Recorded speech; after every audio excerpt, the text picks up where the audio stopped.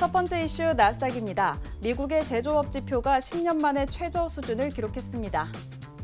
두 번째 이슈 크루드 오일입니다. API 원유 재고가 예상보다 큰 폭으로 감소했습니다. 세 번째 이슈 골드입니다. 보리스 존슨 영국 총리가 제안을 합의하지 못하면 노딜 브렉시트를 단행하겠다고 밝혔습니다. 네, 오늘도 세 가지 이슈 준비되어 있습니다. 첫 번째 나스닥부터 함께 짚어보도록 하죠. 네, 미국 9월 제조업 지수 47.8로 발표가 되면서 전월보다 더욱더 크게 하락을 했습니다. 2009년 6월 이후 10여 년 만에 가장 낮은 수치 기록했는데요. 제조업 위축 심화에 연준의 금리 인하 가능성 높아지고 있는 상황인데, 자, 이런 상황에서 나스닥은 어떻게 대응해보면 좋을지 원해남 마스터의 의견 들어보도록 하겠습니다. 업앤다운 들어보죠. 하나, 둘, 셋. 네, 오늘 나스닥은 매도 의견 주셨는데요. 오늘 어떻게 좀 대응해볼까요? 지난주에 제가 매도 의견을 냈었죠. 네, 많이 네. 빠질 거다라고 했었는데 정말 많이 빠졌더라고요. 네. 근데 오늘도 제가 매도를 드릴 수밖에 없는 것은 아마 많은 분들이 그런 생각을 할 수 있습니다. 아침부터 지금까지 하락을 했는데 과연 얼마를 더 빠지겠냐라는 생각을 하실 수 있겠지만 우리가 물론 이제 접할 수 있는 뉴스를 지금 다 봤었을 때는 다 안 좋은 뉴스죠. 안 좋은 뉴스가 나오고 계속해서 하락을 보이지만 우리가 그 투자자들이 눈으로 느낄 수 있는 것은 결국 시세입니다. 차트의 흐름이다라고 볼 수 있는데 네. 우리 지난번에 급락을 좀 했었죠. 급락을 했다가 반등을 보였다. 어제부터 또다시 이렇게 급락을 하고 있는데 이게 지금 일봉입니다. 일봉을 보시면 일봉 보기 전에 주봉 먼저 볼까요? 네. 자, 이게 주봉입니다.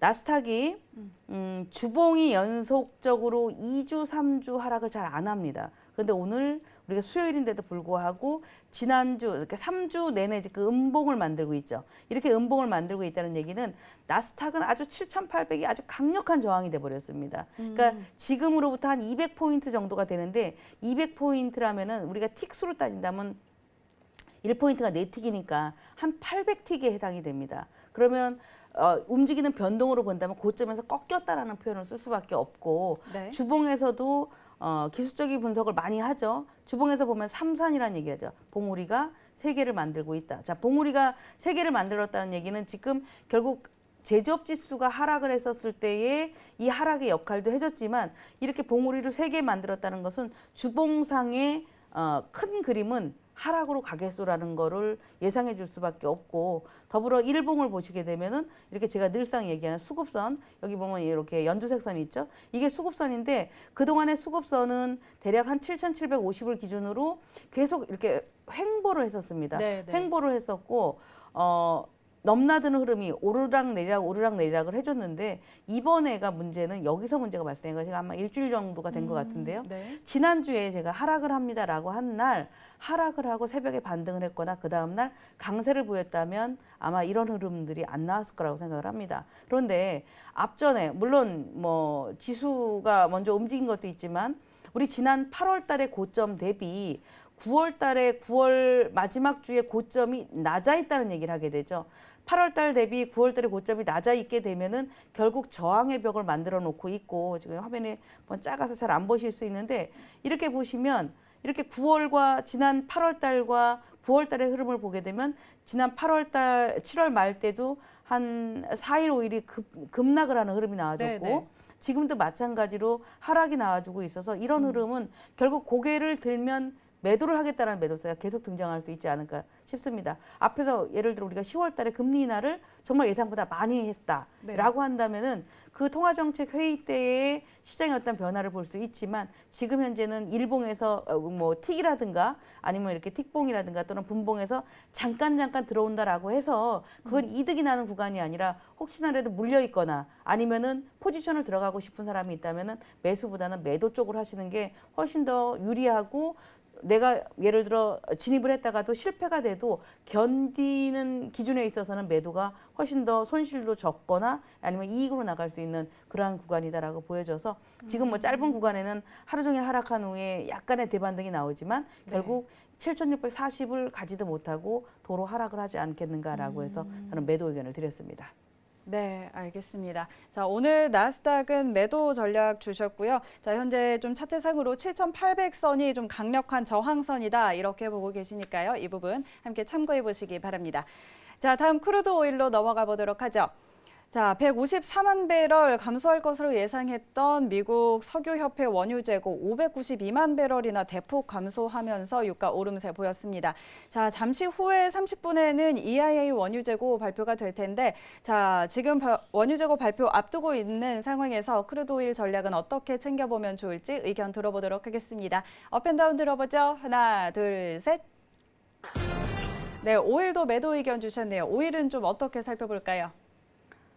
오일이 사실 나스닥이 조금 상승할 때 오일이 같이 상승을 했었다면 그동안에 괜찮았을 텐데 지난번에 제가 지난주 일주일 된 것 같아요.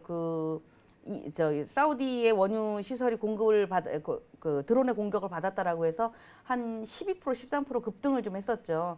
급등을 했다가 그 갭을 다 메울 겁니다라는 얘기를 드렸는데 정말 그 갭을 너무 빨리 메웠습니다. 그 갭을 빨리 메우다 보니까 외려 오일 같은 경우는 갭을 메운 이후로는 그 갭이 완전한 저항이 돼버렸죠. 56불 이상, 60불, 62불까지 갔었는데 거기서부터 완전한 저항이 되면서 지금 이렇게 흘러내려오고 있습니다. 자, 이 화면은 120분 봉이에요. 그러니까 캔들 하나에 2시간짜리죠.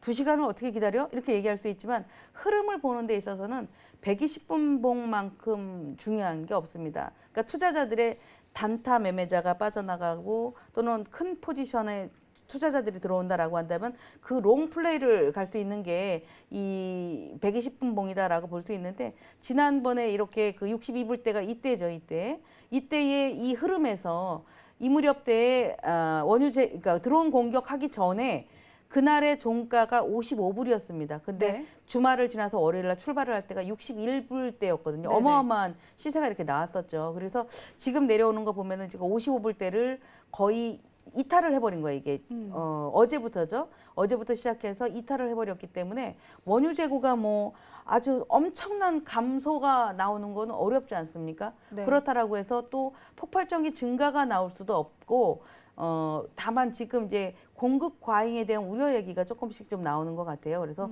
현재 흐름에서는 짧게 뭔가가 움직이려고 막 애를 쓰는 모습이겠지만 원유 재고 이런 흐름은 거의 하락을 하는 경우가 대다수다라고 저는 보여져서 잘 모르시면 지금 많이 시장이 빠졌기 때문에 잘 모른다라고 한다면 차라리 40분에 거래를 하시는 게 훨씬 더 유리하다라고 볼 수 있습니다. 그러면 재고에 따라서 뭐 하락을 했다가 다시 대반등을 하는 그런 흐름들이 나와준다라고 보여지는데 지금 이 짧은 흐름에서 원유 재고는 저는 하방으로 보고 있어서 여전히 52, 그러니까 52불 대까지는 가야지 나름대로 낙폭에 대한 메리트가 있어서 이 크루드 오일 같은 경우는 상승을 좀 해보지 않을까라고 보고 있습니다. 네.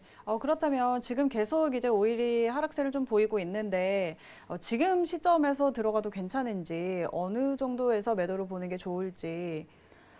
오일 같은 지금 현재는 오늘은 당장 이제 원유 재고 때문에 고민들을 하시잖아요. 그럼 들어가야 되나 말아야 되나 이런 고민을 하실 텐데 그냥 10분 차트를 보세요. 이게 지금 10분 차트인데 네. 제가 10분 차트를 보라는 것은 11시 반이면 10분 차트가 3개가 만들어지죠. 15분 차트가 2개가 만들어집니다. 네. 자, 11시 반 안에 지금 우리 11시 지금 25분인데 11시 반 그러니까 여기서 보면 양봉이 이렇게 2개가 나온 상태. 여기 보시면 이렇게 양봉이 이렇게 2개가 나온 상태가 11시에 출발입니다. 네. 여기서 출발이고 지금 현재의 흐름으로 가면 마무리가 되면 이 양봉이 쭉 뽑아준다면 좋은데 지금 보면 여기서 앞에 쏟아졌었던 이 무게가 너무 크지 않습니까? 그래서 올라가는 것도 결국엔 이 힘을 끌어올리려면 나스닥도 같이 급등을 해줘야 된다라고 네. 보는데 지금은 그런 것들이 좀 어려워서 현재 구간에 단타를 하셔도 저는 매도다라는 관점이고 조금 더 크게 본다면은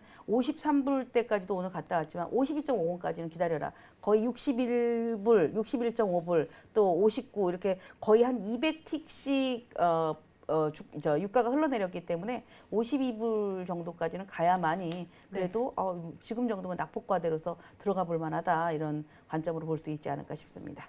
네.